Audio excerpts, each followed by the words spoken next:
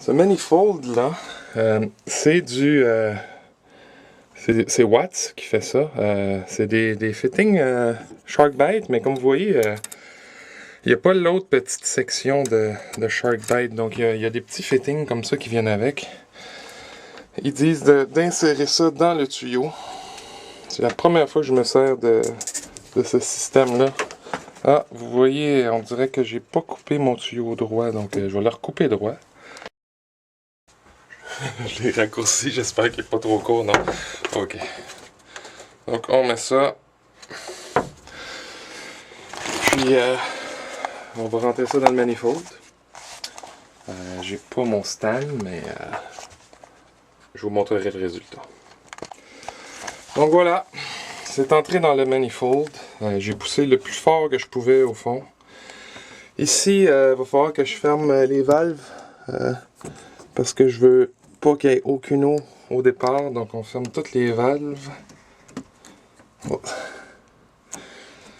Il y en a qui veulent pas fermer autant, mais j'ai un petit outil que je vais aller chercher qui venait avec. Il me semble que je voudrais qu'elle soit toute fermée comme ça. Et c'est en petit plastique, puis l'intérieur est tout en brasse, là. On va tout fermer.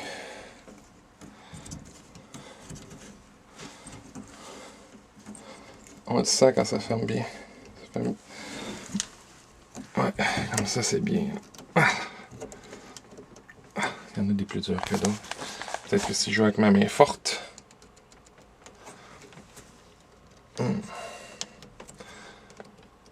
Il faut vraiment qu'elle soit toute bien fermée avant que j'ouvre l'eau parce que ça va être la catastrophe.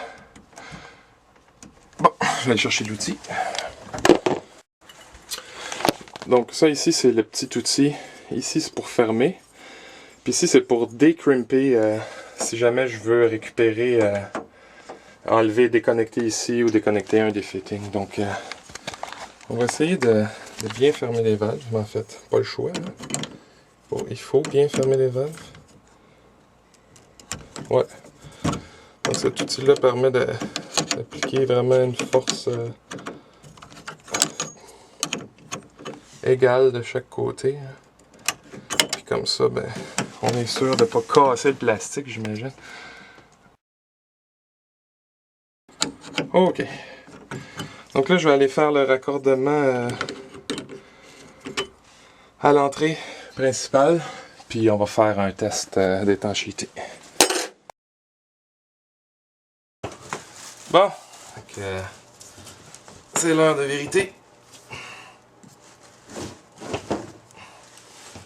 Coupe ça le plus droit possible.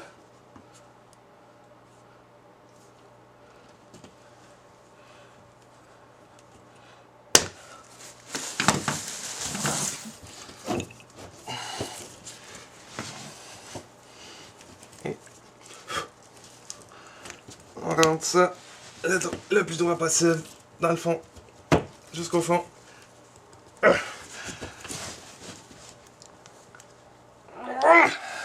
Ok.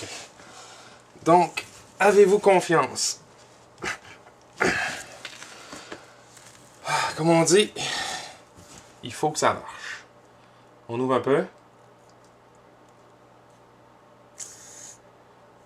Juste un peu.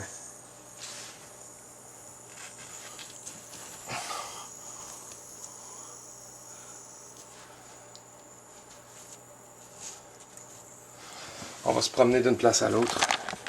Donc je suis au manifold. Je viens d'ouvrir l'eau. On entend l'eau qui coule.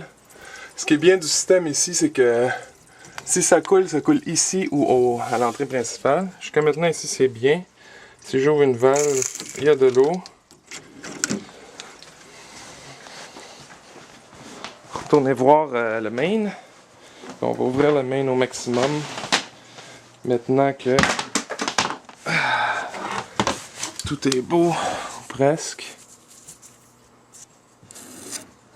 Wow. Ok, là ça ouvre bien. Là, ici il y a beaucoup, il va y avoir de la pression.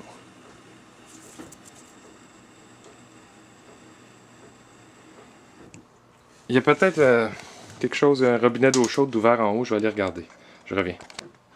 Donc non, tout était fermé en haut. Ça doit juste être la plomberie qui se remplit. Ouvrir.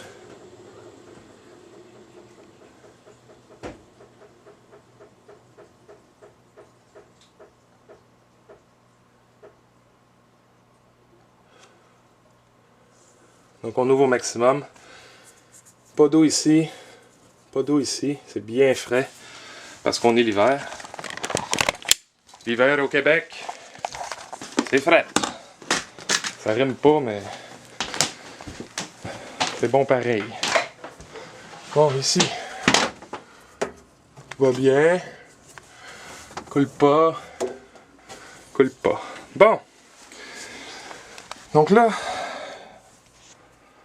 la bonne nouvelle, c'est que l'eau chaude est rétablie partout dans la maison. Parce qu'on n'a pas touché au circuit d'eau chaude. Plus tard, on va le faire. Ce qu'il faut faire maintenant, c'est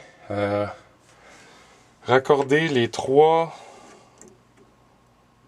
lignes à l'eau froide qui étaient branchées à partir du main. Et puis pour tout le reste de la maison, là, c'est la petite ligne que vous voyez en haut à gauche. À gauche. Toute la maison est sur cette ligne 1/2 pouce là. Donc un autre avantage du manifold, c'est que chaque appareil va avoir une ligne 1/2 pouce dédiée. Mais pour l'instant, j'en fais 3.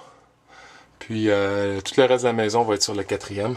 Je sais pas si vous pouvez voir là, mais il y a un gros problème dans ma plomberie. Il y a un gros kink ici. Ça, imaginez, c'est l'alimentation en eau chaude de la salle de bain et du rez-de-chaussée. C'est assez terrible. Ça, c'est une bombe à retardement. J'ai beaucoup hâte de remplacer cette ligne-là. Donc, on va commencer par une ligne en haut. Je vous reviens avec la technique que je vais utiliser pour passer mes lignes.